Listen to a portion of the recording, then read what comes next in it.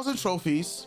It's been 9 days since we've been playing Clash Royale, and we just reached 8,000 trophies. And we are truly into our pay to win villain era, with everything level 16 maxed out. We got the champion monk a few days ago, 2 days ago, and we are also not using monk against ground units anymore and popping his ability. Like, you guys, oh man, if you guys were here for the stream 2 days ago, I was doing that consistently. I was able to finally defeat one of my arch nemesis in Sparky once I realized that, oh, that's what the Sparky is, and timing the monk ability to reflect, you know, Sparky's blast and using that attack against him has just been so like vindicating, because this card was beating my ass, bro. I'm talking, we were getting in between the cheeks, man. In any other case, part of the goal for 7,000 to 8,000 trophies was to see exactly when does skill become a factor, and I'm happy to report that after 7,500 trophies, the games were starting to get increasingly more difficult.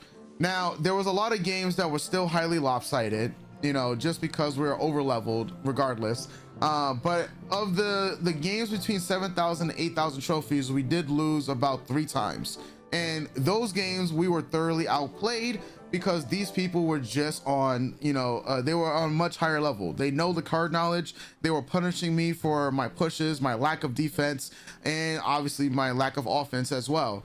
And just the overall not knowing what we can do. So during those games, these were the ones that I was looking at the replays and saying that, oh, this is the reason why I got blown up. When I try to go, say, Royal Giant and Hunter on this side, they're gonna come down with, you know, some of these other cards and just exploit me and just beat my ass, right? Once they learn that, okay, hey, this guy is pretty bad, this guy is terrible, then they're just like, yeah, you know what, let's just expose him, man. Just expose his weaknesses.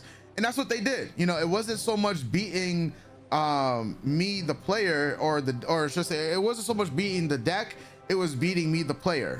And so once I looked at those games today, I said that, okay, I need to learn more about the card economy. Obviously, with 9 days into playing Clash Royale, I'm starting to remember more and more cards. Like, I know for sure Tesla, what Tesla is. I keep seeing these cards over and over. Obviously, I know the regular Giant. I know what the Sparky is. I know what Hunter, my own cards are. Mega Knight, I've committed to memory that Mega Knight is like 7 cost or 7 elixir. Valkyrie is, you know, 4 elixir. I know what can counter Valkyrie. And, you know, Mini P.E.K.K.A is 4 elixir. I've seen what can counter Mini P.E.K.K.A in my deck itself. And this is even with the difference in between the levels as well, like taking that into account. And this upcoming week, for week 2 of my Clash Royale journey, my goal is to learn and start memorizing as many cards as possible. There's 121 cards, and for me eventually to memorize all the cards plus their elixir cost is, I feel, would make a massive, you know, leap in my knowledge and my gameplay overall. Because once I have committed that, okay, this card costs 5 elixir, this card costs 7 elixir, then I can start learning, okay, if they're gonna use this much elixir, then I can start doing more effective trading.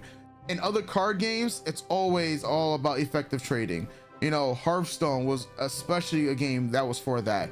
Yu-Gi-Oh, not much trading because you're trying to establish a board and tell your opponent, you know, what you're gonna do about it, right? Magic the Gathering, obviously one of the best games that's going to be all about effective trading, even with the broken cards. And I feel like that is just a standard, you know, of card games in general that feature, you know, units like this. So when we have someone play, let's say, a witch, right, I know I can just fireball the witch, and for the most part that will kill the witch if I can land my fucking fireballs correctly. That will kill the witch. Now, maybe when the levels are equalized, it might not kill the witch, but it will do enough damage on the witch so that my princess towers can like kind of finish the job, even if witch is going to spawn you know, more skeletons. And speaking of skeletons, knowing that when I place my Royal Giant at the bridge, if my opponent has not cycled out their skeleton army, most likely the skeleton army is going to rip apart my Royal Giant, and I need to stop doing that because that is a -3 elixir trade, right? Because skeleton army costs 3 and Royal Giant costs 6, and so I'm learning, you know, through getting my ass beat repeatedly, stop doing that, stop being a fucking idiot, okay? Right? That's what I like. All right, you know, like, you know, I don't know, maybe it's toxic to the point of like, you know, hey, you learn, like, it's like children, you learn what's bad, you know, when usually if people have been spanked before, or you know, when you get your ass beat, right? And so you just learn to stop doing that. And so yes, when I learned to stop doing that, but now I also know that, all right, hey, if I'm going to play the Royal Giant expecting the skeleton army to come through, I'm going to have the bar barrel or the e-spirit ready, right? Because e-spirit, I'm learning how good it really is. You know, it's not just a cycle card, it's a card that I can use, you know, for picking apart, you know, things like the skeleton army, which has been a godsend. You know, learning things like that has been fun. A lot of people tell me once we get to the higher levels or whatnot that it's not going to be fun. And you know, look, I'm a sicko. Okay, I'm kind of a sicko. And so I like learning so many different strategies, and eventually we're going to get so much better at deck building, and not just only like taking decks from the nets and utilizing them, but I would like to start, you know, getting to a point where we can actually start testing out different deck strategies. For me, that has been one of my strongest point in all the card games that I've played, whether it's been Battle Spirit Saga, where we made a deck in Battle Spirit Saga that became like literally became the meta. You know, obviously our iteration, other people use the iteration from that. Back in the Yu-Gi-Oh days, like you know, when deck profiles were actually a thing, and building decks was way more respectable in Yu-Gi-Oh. That was like one of our other strong strengths, and I want to like eventually do this for, you know, Clash Royale. I've been having fun. It's been a fun week. I want to dedicate more time to playing this game and learning this game. I want to enter tournaments starting next year as well. So we have a long road ahead of us in order to get better at this game. But right now I'm invested, and more invested than any other game I've played so far this year. Like I said, I am biased towards card games, so card games are always going to be, you know, a bias plus like 3, no matter what. But so far I've been enjoying it. Obviously, once again, we're pay to win villains, but I feel slowly but surely skill is becoming a massive factor, and I'm loving so far the direction that that's going in. Now, I feel bad for everybody we faced on ladder that had to go up against this toxic deck, mainly because this was max level, and there was a lot of people that like just gave up. Like, they saw the level 15 tower with the level 16 cards, and they literally just waved the white flag or pressed the crying emoji, and I felt like that was being a true villain, right? That was being a true villain. I feel bad for them, but I guess they don't have to play me anymore because we are on our way up towards the next level. So this next week is all going to be about getting to level 9,000 and getting over 9,000 to complete the meme. But more importantly, we're going to be learning even more of the card economy. Heroes are going to be dropping soon. Yes, you don't even have to ask. We are going to buy the heroes. I would buy these other legendaries and whatnot, but I figure they're going to be open by anytime soon. Any day now. It's one of those type of things. As we continue to play the game, I'm really just only focusing on Royal Giant and the Royal Giant deck and making that better, and then learning what we can do to stop people from beating our ass, as well as how to play my own cards in my deck much better. I think we're getting much better at learning like how to activate the King Tower, stopping things and countering cards, making predictions. You know, those are going to come about with enough repetitions. So I'm enjoying where we're at right now.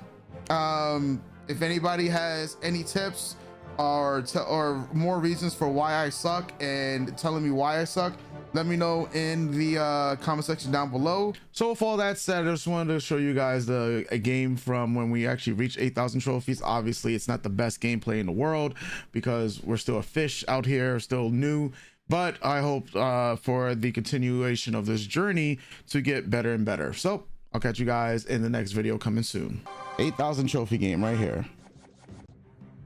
All right, so we're gonna start off with Royal Giant in the back on the left side, followed by a little bit of a Royal Ghost, or oh, we got that shit here.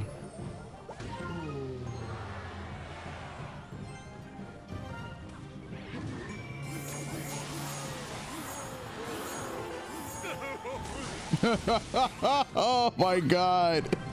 All right, let's bring Fisherman here.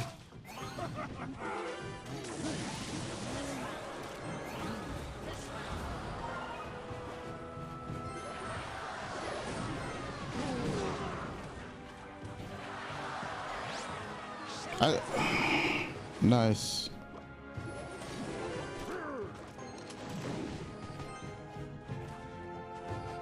All right.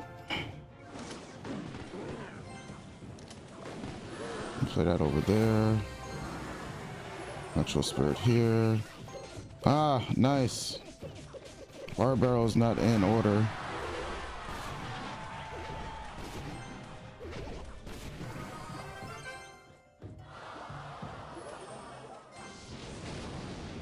All right, well, didn't even need that. Let's wait a little bit. We're far ahead, so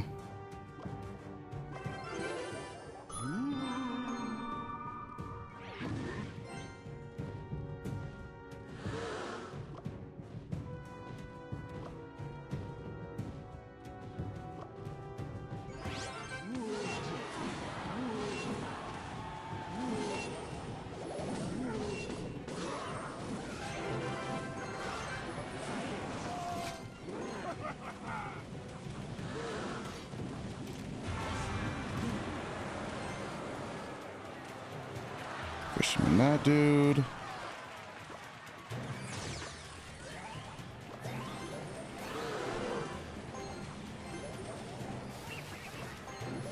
Look on this side.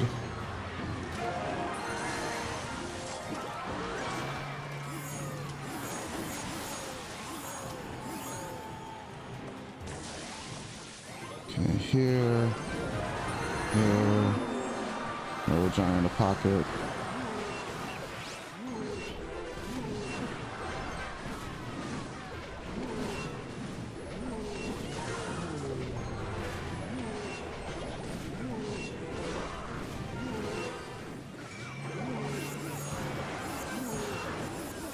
Fireball for game. All right, 8,000 trophies, folks. We are here.